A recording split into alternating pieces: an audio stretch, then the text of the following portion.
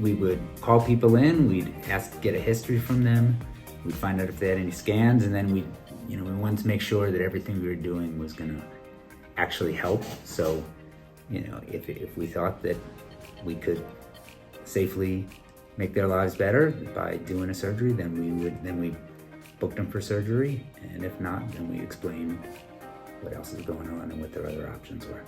As a group, we saw over 100 people.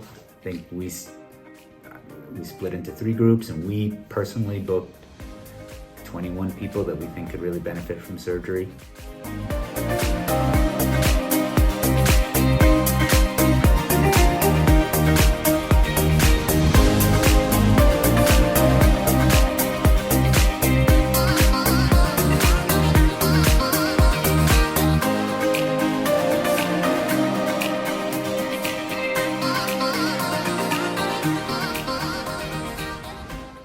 Learning how to come up with these ways of doing the same thing you did to keep a patient safe in the United States has been quite a challenge, but we've made it work. We've made it work.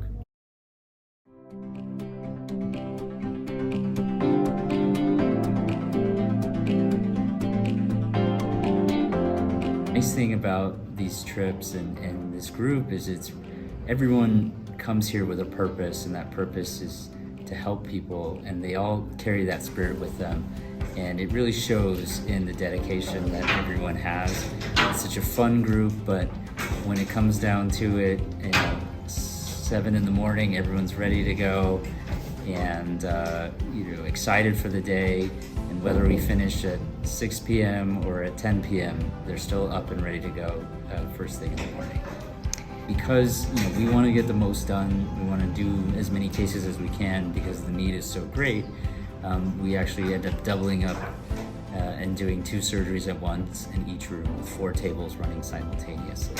So we try to organize it as best as we can and move patients as efficiently as possible in and out, rotating in teams and stuff like that. So it is a little cramped, but as you do on many of these mission trips, you make things work.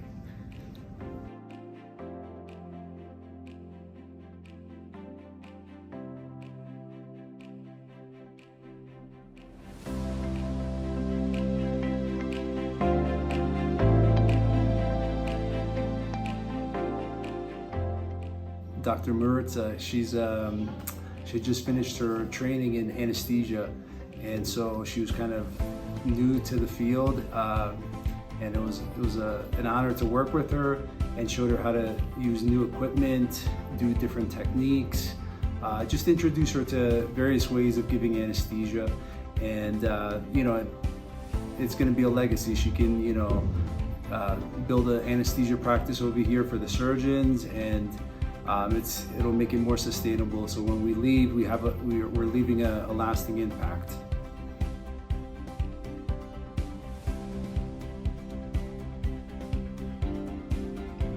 Sometimes the child can be the cleft. So the family, and especially the mom, they grieve, and that's fully understandable because they're expecting a perfect child. But I like to say that the child is still perfect. We just need to fix the lip, just need to help with the lip. So that's why I love to do this kind of surgeries, and we can restore sometimes with 1 surgery or 2 or 3 surgeries the kid's life, so they can speak properly and have like a less stigmatized life ahead. So that's why I think cleft lip and palate surgeries are so important in those missions. I would say that Team Manhattan is a very unique team because they have like very experienced surgeons, and they have an amazing team leader that is always concerned about safety and is concerned about how we can provide the best care as possible. And I think that's very important.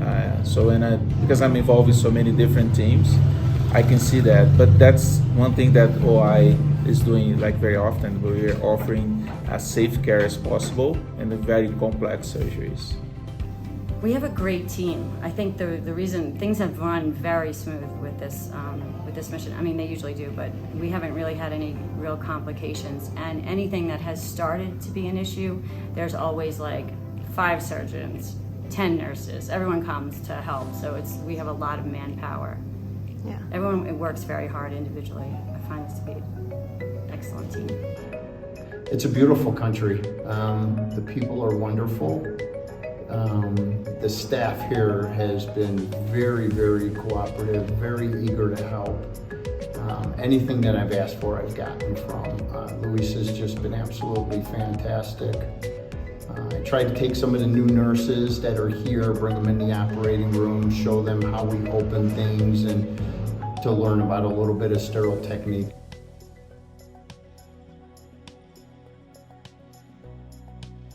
I'm Mona Gangar. I'm one of the pediatric otolaryngologists at the Children's Hospital at Montefiore, and I've been with Operation International for the last 2 years. Well, I had been to Tarija, Bolivia last year on a mission trip as well, and they had asked us to come back as they had a new facility and they were looking to jumpstart it.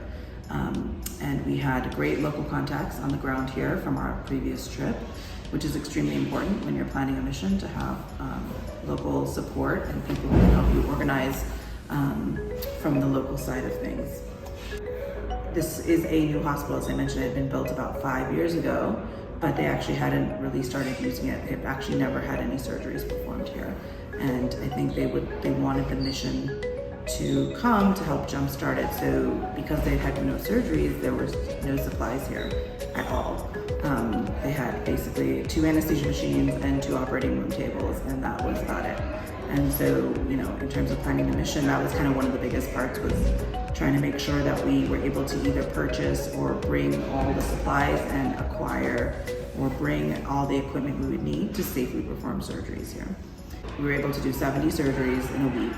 A lot of big thyroid surgeries, head and neck cases. We did quite a bit of cleft palate, cleft lip, as well as like cleft rhinoplasty revision procedures as well. You know, I think a team leader is only as good as their team, and we have an amazing team. Everyone really comes and they put in 110% this week, and so it was a fantastic week. I think we all had a lot of fun working together and just spending time together. So yeah, it's been a long week, but it was awesome. I couldn't have asked for it to go any better.